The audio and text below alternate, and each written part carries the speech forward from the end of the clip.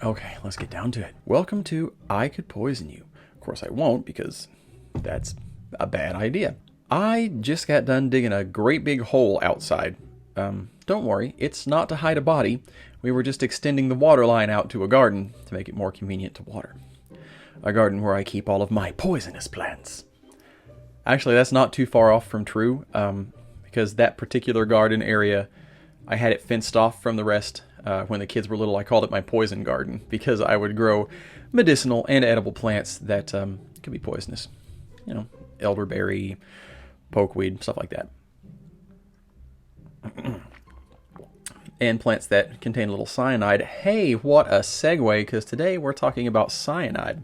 Cyanide is not particular to any one plant. We'll get to that in a second. It does have quite the interesting history. It's been used for KGB assassinations. The Jonestown cult in 1978 drank a cyanide-spiked punch, and that's where we get the phrase, drink the Kool-Aid. Although, fun fact, they were not really drinking actual Kool-Aid. It was actual cyanide.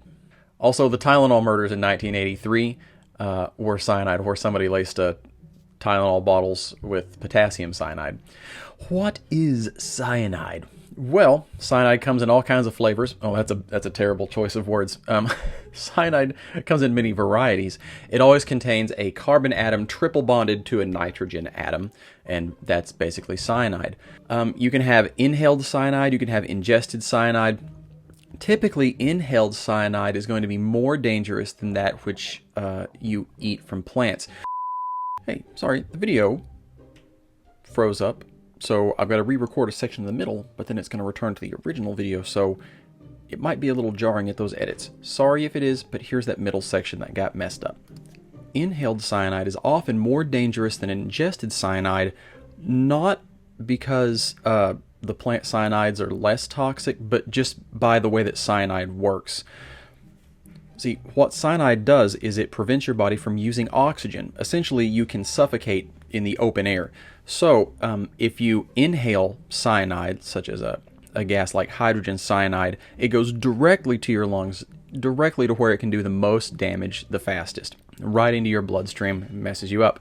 Whereas, if you ingested it, your body has to break it down through digestion, so it's going to be released more slowly. It's still cyanide, it's still not good for you, it's a poison, but your body will have a more delayed response, and you'll have more time to process it and get it out of your body. I'm not saying it's a good thing, I'm just saying that equal amounts of cyanide, the inhaled version would be more dangerous than the ingested version. Symptoms of cyanide poisoning include shortness of breath, rapid heart rate, dizziness, headache, nausea, and stomach pain, especially in the case of ingestion, because it's going to be, hurting in there as it's getting those intestinal linings and the muscles around there as they are deprived of oxygen. Also, vomiting and diarrhea as your body's trying to get rid of the stuff. Later on, symptoms can include a slower heart rate, low blood pressure, loss of consciousness, and cardiac arrest. So, which plants contain cyanide? A whole bunch of them. That's why this week we're not looking at one plant, we're just looking at a poison common to many plants. Cassava has a lot of cyanide, the root of which is used to make tapioca pudding, at least the traditional tapioca pudding. And there are bitter varieties that have a lot more, and there's also a cultivated variety that has less cyanide. Grasses typically don't go in for chemical warfare. Instead, they use these little silica, jagged silica edges. They're kind of like little chainsaws if you looked at them through a microscope, which is why grass cuts hurt so much. But if they go in for a chemical warfare, it's very often a cyanide. Bamboo shoots can have cyanide, and if you're foraging for bamboo and it tastes bitter, that's we're going to look at that later, the ways of detecting cyanide, but that's a sign that you should process that before you eat it, or maybe get rid of it entirely if it's very bitter. Elderberry has cyanide in the leaves, in the stems, in the seeds, in the unripe fruit. The ripe fruit is a lot safer, and we'll talk about that in a minute. Flax seeds have cyanide, and that can scare some people. I personally am not scared, but I know people get scared at cyanide. Lima beans have a little bit of cyanide, and a lot of members of the rose family have cyanide, especially in the seeds. Some, like wild cherries or cherry trees, may have some cyanide in the leaves. They may have cyanide in the bark at some times of year more than others, but in the seeds especially. Apple seeds, peaches, pears, almonds. Let's see, we said cherries, hawthorn. Probably most of the rose family.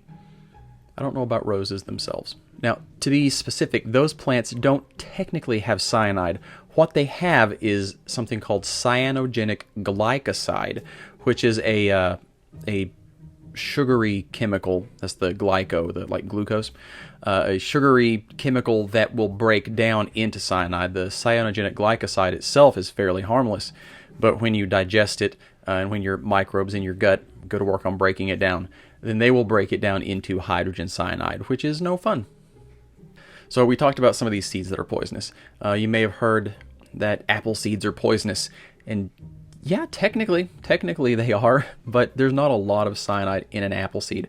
In fact, you would have to eat quite a lot of them to have a reaction. Okay, let's take a minute to break that down.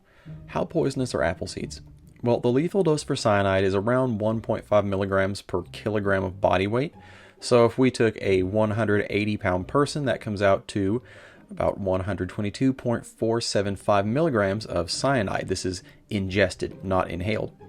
An apple seed contains about 3 milligrams of amygdalin, we're going to talk about that in a second, per gram of seed. So an apple seed weighs about 0.7 grams.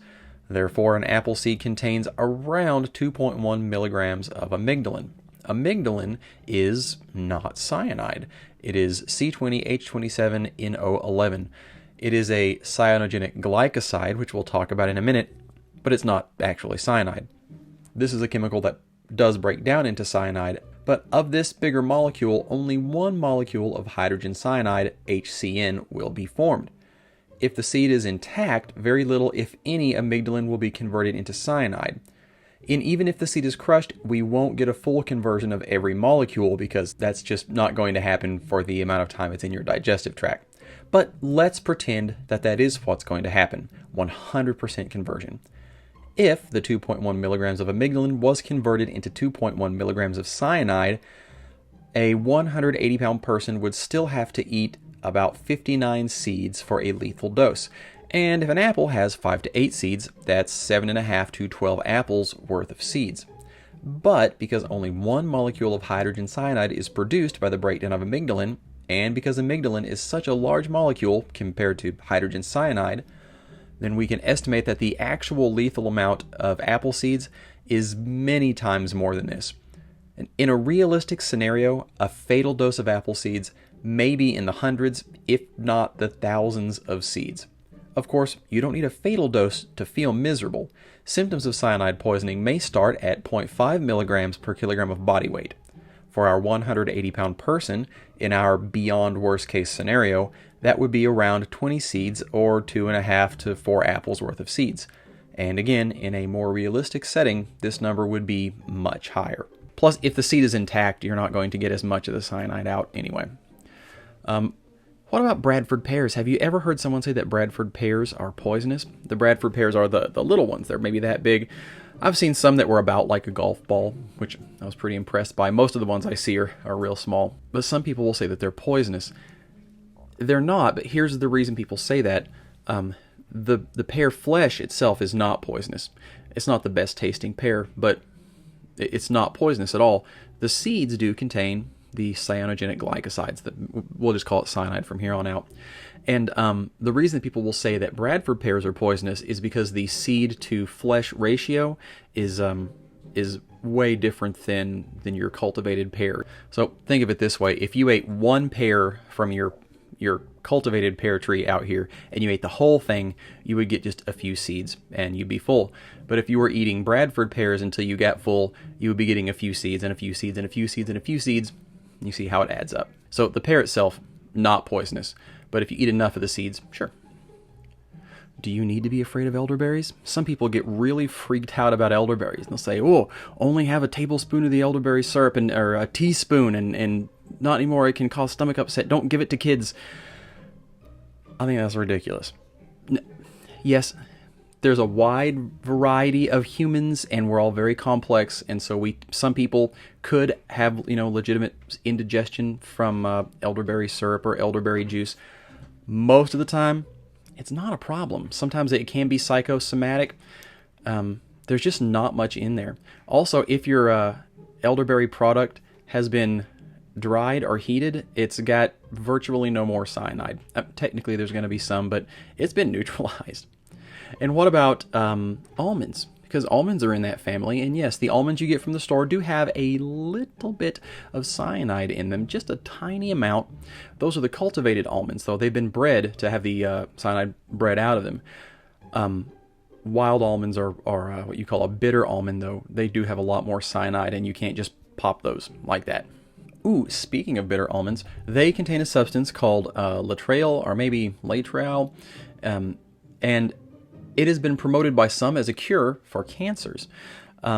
Whether this is true or not, or maybe there's a certain amount of truth to it, because cancer is a broad and complex topic, it is still true that laetrile, or laetrile, it is true that laetrile breaks down into cyanide in the body. So some people will say, oh, you're putting a poison into your body, it breaks down into cyanide. And some people are saying, no, it is literally the cure to cancer. Very much on opposite ends of the spectrum. I'm going to choose to step back from it a little bit. I mean, I think that it probably at least has some potential, and that people have a reaction to it because, I mean, it does break down into cyanide. I mean, let's be honest about that. But people get really scared of the word, and well, it's complicated. Let's talk antidotes. Antidotes exist. They're typically given through an IV, which is not something you can do at home. As always, with all of the poisons, call the poison control hotline, go to a doctor, emergency room, something like that. If you are somehow not able to do any of those things and you have to do something on your own, going to the doctor is just not an option because there's zombies everywhere. Well, okay. They used to use this medicine, amyl nitrate, that they would crack a little pill or a stick. They would crack it and inhale it, and it would go into the bloodstream, and it would relax the smooth muscles around the blood vessels, allowing more blood to flow through and more oxygen to get all around through your body. Now, I do not know how you can make that on your own at home, but following that same line of logic, cayenne peppers or other hot peppers might be useful in this situation by allowing the blood vessels to dilate more and increase in size. I'm not saying that's a guarantee. I'm just saying if I was in the situation and I had to use something, that's probably an herb that I would grab. Plus, cayenne pepper is just a really good trauma herb or crisis herb in general. Also, WebMD says that vitamin B12 is likely effective at treating cyanide poisoning. So, thank you, WebMD. But let's not get poisoned. Let's rather detect the poison beforehand. There are two main clues that something may have cyanide. One is that it is bitter to the taste. Not everything that's bitter is cyanide, obviously, but if a plant is bitter, you may want to give it pause. Say you're harvesting some bamboo shoots and you start to eat them, but they have a bitter flavor. You know what? They probably have some cyanide. You may want to boil those. Another clue is that it may smell like almonds. Hey, bitter almonds. Almonds smell like almonds. Almonds have a little bit of cyanide. Unfortunately, these clues are not always present, so it's not a 100% guarantee. So let's talk about neutralizing cyanide before you consume it. There are two things that you can do that work really well: drying and cooking. Drying it out tends to break down the cyanide to inactivate it, and cooking does the same thing. They greatly reduce the cyanide content. Does not mean that they're going to remove it 100%, but it can be used to bring many plants down to a safe level. In the case of cassava, which can have a lot of cyanide, fermentation is also involved. So what are the theoretical uses of cyanide as a poison? Again, not a how-to guide. This is to help you write a better murder mystery novel. You could have your character go the acute poisoning route, which can kill very quickly, within about 10 or 20 minutes of the onset of symptoms, though you would have to use a relatively large amount of cyanide-containing plant material for this, which could be obvious. Maybe if you're using something with a lot of cyanide, like a cassava root. Otherwise, you risk just giving them a bad bellyache and then they recover. You could concentrate the cyanide down, but that involves a bit of chemistry since we can't use heat because that inactivates it, and that is a little out of my wheelhouse. The cyanide-laced food could also have a bitter taste, which would need to be masked. On the other hand, we could look at the long-term chronic poisoning, which would be a lot easier to pull off and hide in food or drinks, and it would give the illusion of a gradual wasting away of whoever the target was. However, with modern medical care, a competent doctor should be able to suss out what's going on and stop it from happening. One would hope. Historically, both approaches have been used. I have one other thought that might work, although I've not heard of it being used, and that is to put a person in an enclosed space as you are cooking foods that have a lot of cyanide in them. Because as I was reading about how cyanide is removed from the food when you heat it, part of it is that it's breaking down into hydrogen cyanide, which is a gas, and it's being released in the air. Now, normally, if you're just cooking over a stovetop, it's not really something to worry about because it mixes with all the air around you, and it's you get a fraction of a fraction, and it's nothing dangerous. But I suppose, theoretically, if someone was in an enclosed area, so you have a character that works at a cassava decyaniding factory, right? And they're going to do maintenance on the cassava boiler, the cassava cooker, right? And the lid is off of the boiling or stewing cassava root, and someone shuts the door, and it's an airtight door, and the hydrogen cyanide builds up in this airtight room. That, of course, they're right there by the cassava. Of course, people would expect it to be cyanide poisoning. Well, anyway, there's some good material for somebody really clever to write a story about that, I'm sure. So, if you are writing a murder mystery novel, cyanide is a classic. But in the modern era, cyanide poison's heyday has probably passed. It's still just as deadly as ever, and I'm sure it still gets used, but plant poisons exist that are much more potent, easier to gather, easier to process, and which can be administered much more stealthily. You saw the Rosa repeat video, right? Okay, that's cyanide. Thank you so much for watching. I hope you're enjoying these, and I hope you have your I Could Poison You mug so that you can enjoy these videos with me, and so that you can make your coworkers and family uncomfortable with your fun new hobby. I'll see you in the next video. Until next time, don't eat cyanide. That's a terrible outro. I've got to think of something else for an outro. Bye.